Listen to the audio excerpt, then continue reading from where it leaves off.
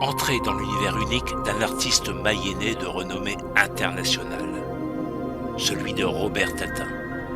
Cet étrange musée est la somme de ses voyages, de ses influences artistiques, de ses convictions et de toutes les cultures auxquelles il a été confronté et bien d'autres encore. Vers l'âge de 17 ans, il découvre les grands musées parisiens. Et après un apprentissage de peintre en bâtiment en terre mayonnaise, il gagne la capitale et devient ouvrier peintre décorateur. Il est attiré par le dessin et la peinture, fréquente les académies libres et s'inscrit à l'école des beaux-arts et à l'atelier de fresques de l'école des arts appliqués. En 1919, il réalise une huile sur bois nommée Christiane, en hommage à son premier amour, une danseuse du théâtre du Châtelet. Robert Tatin regagne sa Mayenne natale en 1925.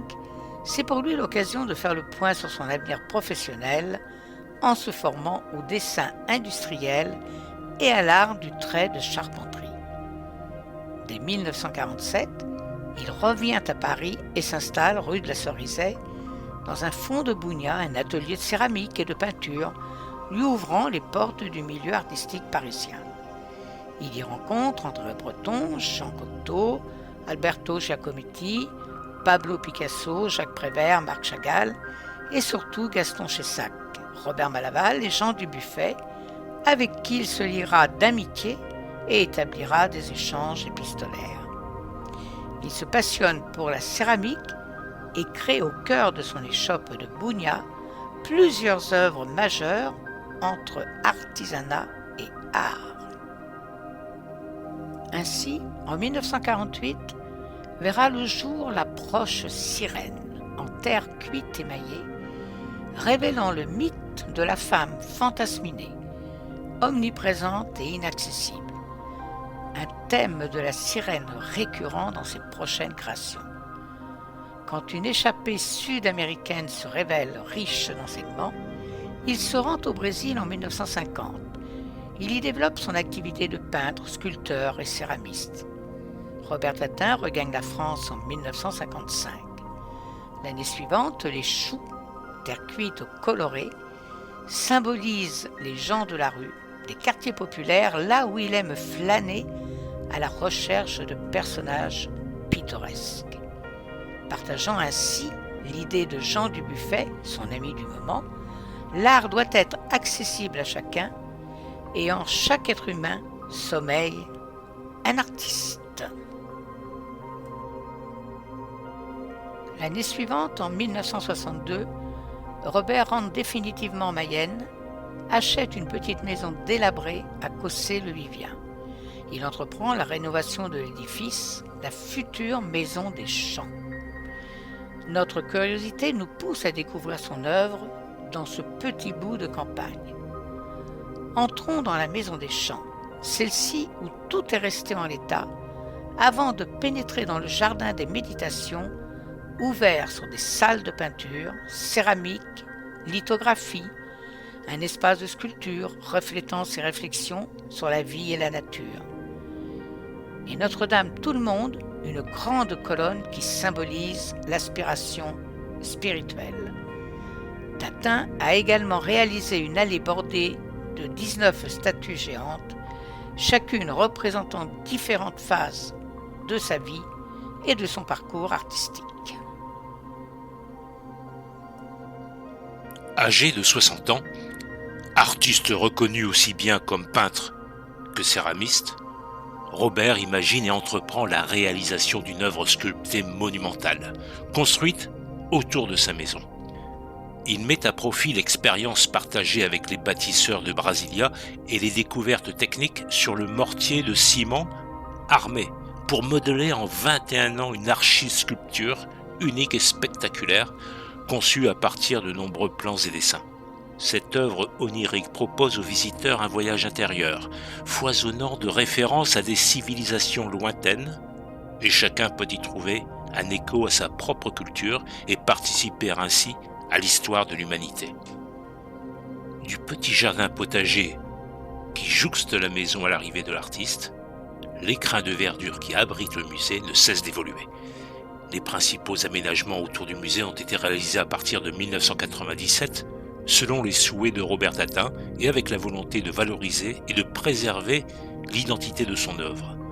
Il ne s'agit pas ici de reproduire un modèle de jardin, mais de composer des espaces fleuris et arborés.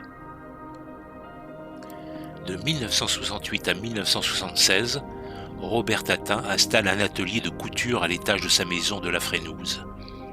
Une couturière et brodeuse y réalise des vêtements et des accessoires conçus par l'artiste. Ses créations portent toute la signature « Atelier Robert Tatin ». Répondant à la commande de collectionneurs et d'amis, l'artiste, très attentif au choix des matériaux, imagine des vêtements sur mesure ornés de motifs qui reflètent leur personnalité ou l'actualité. Ces pièces illustrent la variété des champs d'inspiration de Robert Tatin et arborent des motifs qui explorent également dans les autres formes d'expression de son art. Et depuis 2008, les jardins du musée sont reconnus refuges à papillons. Ils sont particulièrement dépendants des plantes sauvages pour subvenir à leurs besoins et accomplissent la totalité de leur cycle de vie. Et c'est par la peinture que Tatin aborde la création artistique. À l'école de Beaux-Arts, il y apprend des techniques picturales qui lui permettent d'exprimer sa pensée, mais également un goût, revendiqué toute sa vie pour le travail artisanal de la matière. C'est le modelage de la terre qui offre à Robert sa première notoriété artistique. Croquis, gouaches, aquarelles sont autant de moyens pour lui d'observer le monde qui l'entoure. Plus que de simples carnets de voyage, ils sont le fruit d'une observation fine et assidue de la nature, des hommes et des femmes qu'il rencontre. L'artiste y renouvelle ses études picturales et multiplie les expérimentations colorées. Nombre de lithographies rehaussées de couleurs sont des études nécessaires à l'œuvre définitive peinte sur toile. Plans et dessins sont aussi les outils essentiels et quotidiens de la conception des statues et monuments qui composent son musée. Fidèle aux souhaits de Robert Tatin, le site demeure un lieu d'innovation et de création où l'art d'autres créateurs continue de s'exprimer. Le champ de sculpture poursuit le rêve de Robert Tatin d'un village de créateurs, vivant et mouvant. L'archilsculpture, c'est un terme que Tatin a lui-même inventé pour décrire sa fusion unique d'architecture et de sculpture. Cette technique est particulièrement visible dans la conception de son musée, où il a transformé sa maison et son environnement en une œuvre d'art monumentale. D'où l'allée des géants, où nous pouvons voir Vercingétorix, Jeanne d'Arc, Sainte-Anne et la Vierge de l'Épine, le douanier Rousseau et Pablo Picasso. Bien que moins connu que ses sculptures, la peinture est une part importante de son œuvre. Il a produit de nombreuses toiles, utilisant des techniques comme l'huile sur toile. Il a beaucoup travaillé le dessin, utilisant des techniques comme l'encre de Chine, le crayon, la gouache pour créer des croquis, des études et des œuvres finies. Son style unique mêle des éléments d'art naïf, de surréalisme, d'art brut, tout en incorporant des influences de ses voyages et de son intérêt pour le folklore et les légendes.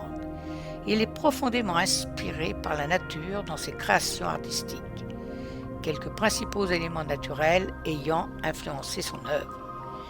Il a intégré de nombreux motifs floraux et végétaux dans ses sculptures et peintures. Son installation à Cossé-le-Vivier en 1962 lui a permis de s'inspirer directement du paysage fleuri devant sa maison, qu'il considérait comme une terre promise. Des représentations d'animaux, notamment le dragon, apparaissent fréquemment dans ses œuvres. Par exemple, dans sa peinture, le cirque, on trouve un dragon chevauché par une aiguillère. Au centre de son musée, il a installé un bassin montrant l'importance de cet élément dans sa conception artistique. L'artiste s'est grandement inspiré du temps et de la nature pour imaginer l'architecture de son musée.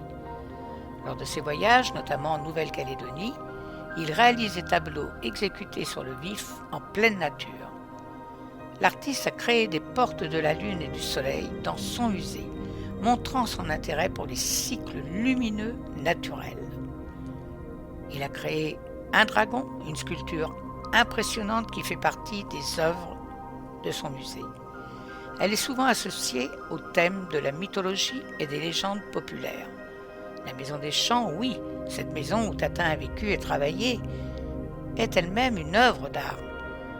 L'artiste infatigable n'aura de cesse jusqu'à sa mort en 1983, avec l'aide d'âmes charitables et laborieuses, d'agrandir le musée de sculptures imposantes. Robert Tatin refusera toujours de s'associer à tout mouvement artistique existant, revendiquant par là sa volonté de créer un art universel. Un très bel endroit à visiter, petits et grands, et un grand parc à découvrir avec de très belles œuvres. Il est possible de visiter les salles intérieures où sont exposées les peintures et les œuvres. Alors, bonne visite dans ce labyrinthe de charme.